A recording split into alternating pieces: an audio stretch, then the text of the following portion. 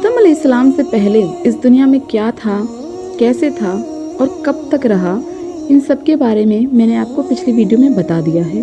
अगर आपने वो वीडियो नहीं देखी है तो मैंने डिस्क्रिप्शन में लिंक दे रखा है, आप वहाँ से जाकर देख सकते हैं। आज बात करते हैं हज़रत आदम अलैहिस्सलाम की पैदाइश कैसे हुई, अल्लाह ने कैसे उन्हें पैदा फरमाया। तो चलिए वीडियो को शुरू करते हैं। अस्सलाम वालेकुम friends, my name is Zoya Sheikh and you watching my channel new journey. अगर आप मेरे चैनल पर नए हैं तो प्लीज़ वीडियो को लाइक, शेयर एंड सब्सक्राइब ज़रूर कर दीजिएगा। साथ ही बेल आइकन को भी प्रेस कर दीजिएगा ताकि वीडियो के नोटिफिकेशंस आपको जल्दी से मिल जाएं। तो चलिए वीडियो को शुरू करते हैं। अल्लाह हर काम पर कादिर है, वो चाहे तो पलक झपकाते ही तमाम जहानों को पैदा कर सकता है। लेकिन इस दुनिया और इंसानों की तख्लीक उसने कई मरहलों में की। जब अल्लाह ताला ने आदम अलैहिस्सलाम को बनाना चाहा तो फरमाया कि सारी ज़मीन से मिट्टी लाई जाए और आदम अलैहिस्सलाम के लिए लेसदार चिपकने वाली मिट्टी आसमान की तरफ बुलंद की गई।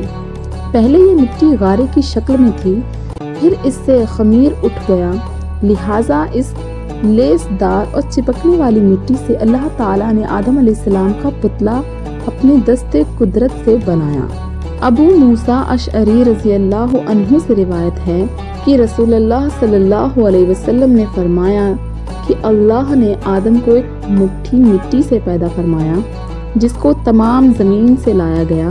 इस तरह कई जगह की मिट्टी इस्तेमाल होने की वजह से इंसान अलग अलग रंग जैसे गोरे, काले या सांवले, अलग अलग आदतों जैसे खुश अखलाक, बदमिजाज के होते हैं। इब्ने अब्बास रज़ियल्लाहु अन्हु से रिवायत है कि इंसान को 3 तरह की मिट्टी से पैदा किया गया: सलसाल, हमा, तीन लाजिब वो मिट्टी है जो बेहतरीन और उम्दा किस्म की होती है।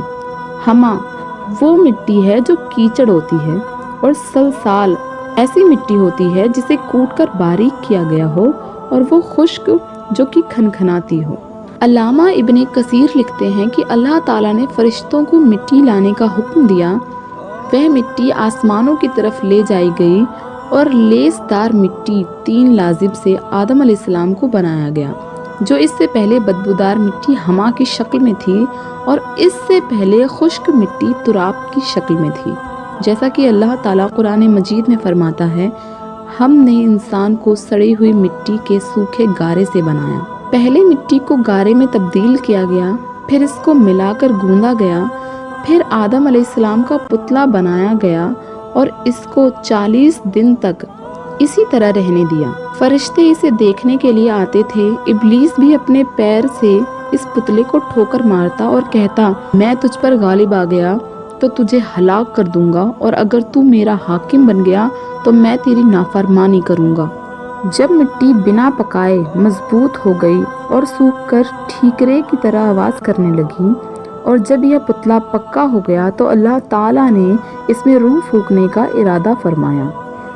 पुतले को फरिश्तों के सामने पेश करके फरमाया कि जब मैं इसमें रूह फूंक दूं तो तुम उसके सामने सजदे में गिर जाना। फिर जब अल्लाह ताला ने आदम अलैहिस्सलाम के जिस्म में रूह फूंकी और वो सिर की तरफ से जिस्म में दाखिल हुई, जिसकी वजह से आदम अलैहिस्सलाम को 5 छींकें आईं, जिस पर फरिश्तों ने कहा अल्हम्दुलिल्लाह, यानी तमाम तारीफ़ें अल्लाह के लिए हैं।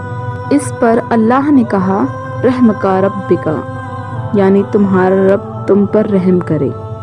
जब रूह आँखों में दाखिल हुई तो आदम अलैहिस्सलाम ने जन्नत के फल और मेवों को देखा।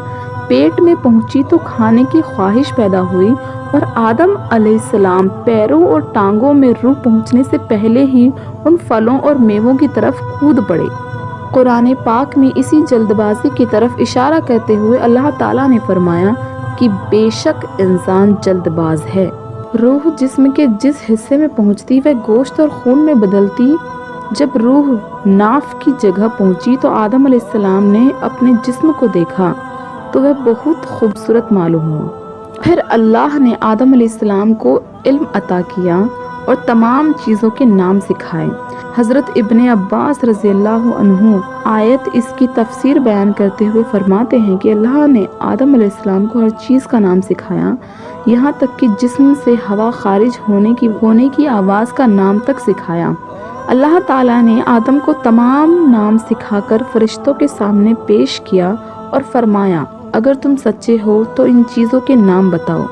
فرشتوں نے کہا اللہ تیری ذات پاک ہے، ہمیں تو صرف اتنا ہی علم ہے جتنا تو نے ہمیں سکھایا، پورے علم و حکمت والا تو ہی ہے۔ اللہ نے آدم علیہ السلام سے فرمایا تم اس کے نام بتا دو۔ جب انہوں نے بتا دیے تو فرمایا کیا میں نے تمہیں پہلے نہیں کہا تھا کہ زمین آسمان کا غیب میں ہی جانتا ہوں اور میرے علم میں ہے جو تم ظاہر کرتے ہو اور چھپاتے ہو۔ یہاں اس بات کا بیان ہو رہا ہے کہ اللہ تعالیٰ نے ایک خاص علم کے ذریعے آدم علیہ السلام کو فرشتوں پر فضیلت دی تھی۔ جب فرشتوں کے سامنے ابلیس کا گھمنڈ ظاہر ہو گیا اور اس نے گھمنڈ اور سرکشی پر کمر باندھ لی تو اللہ تعالیٰ نے اس پر لعنت فرمائی، آسمان اور زمین کی حکومت اس سے چھین لی اور جنت کی پہرےداری سے بھی ہٹا دیا اور فرمایا تو مردود ہے، جنت سے نکل جا، اب قیامت تک کے لیے تجھ پر لعنت ہے۔ اس کے بعد اللہ نے حضرت آدم علیہ السلام کو جنت میں رہنے کا حکم فرمایا، تو اس طرح ہمارے والد آدم علیہ السلام کی پیدائش ہوئی اور وہ جنت میں رہے۔ If this information helps you, then please do like, share and subscribe, and don't forget to press the bell icon. Thanks for watching. Allah Hafiz.